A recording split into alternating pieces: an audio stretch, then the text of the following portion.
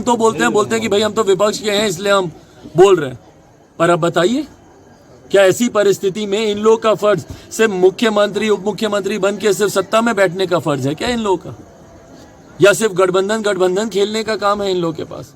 6-7 लोग हैं, पापा शायद चिट्टा पे लिखते थे, चिट्टा मेरी दीदी पड़ी थी थाने में, तो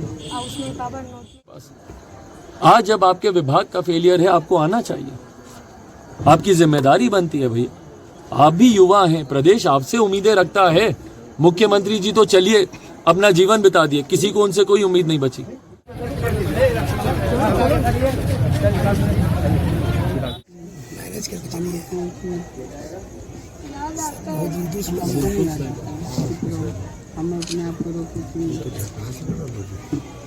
ढंग से इलाज ना मिलने की वजह से उनका निधन हो गया। सोचिए, एक तो परिवार वैसे ही इतनी बड़ी घटना घटी, उसमें से जिनको बचाया जा सकता था उनको तक बचाने का प्रयास नहीं किया गया, और उसके बाद सिर्फ लीपापोती की जा रही है इस विषय को लेकर। क्यों नहीं गिरफ्तारी हो रही है, और क्यों नहीं एक मिसाल के तौर पर, एक प्रेसिडेंट के तौर पर इस विषय को सामने रखा जाता है कि भैया भविष्य में अगर कोई ऐसा करेगा, कोई अगर किसी को इस तरीके से प्रताड़ित करेगा तो भैया ये हर्ष होगा आपका।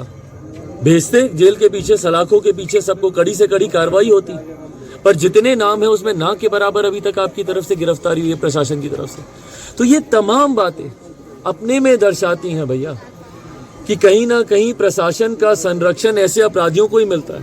क्यों? क्योंकि इनका भी लेन देन चलता है प्रशासन के। ऐसे जो साहूकार होते हैं वो लोग अपनी सेटिंग प्रशासन से भी करके रखते हैं, और यही कारण है कि जब उनके गुंडे आते हैं उगाई करने के लिए तो प्रशासन के लोग आंख मूंद लेते हैं, हाँ जाओ करो।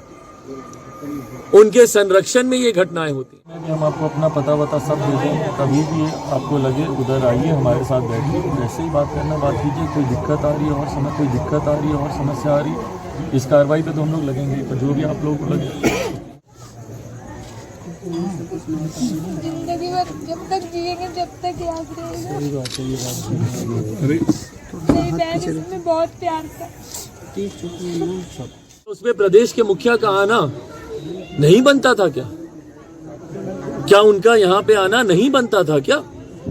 आते यहाँ पे, परिवार को ढाढ़स देते, दिलासा देते और एक कड़ी कार्रवाई करते, ताकि संदेश जाता पूरे प्रदेश में कि नहीं, प्रदेश का नेतृत्व तो मजबूत है, इस तरीके की गुंडागर्दी को बर्दाश्त नहीं किया जाएगा। पर ऐसा इनका खामोश रहना, आज इस जिले में घटी है भैया, कल किसी और जिले में घटेगी, परसों किसी और जिले, क्योंकि पता है कि काम तो होना नहीं है, गिरफ्तारी होनी नहीं है, कार्रवाई होनी नहीं है, तो और दबंगई बढ़ जाएगी इन लोगों की।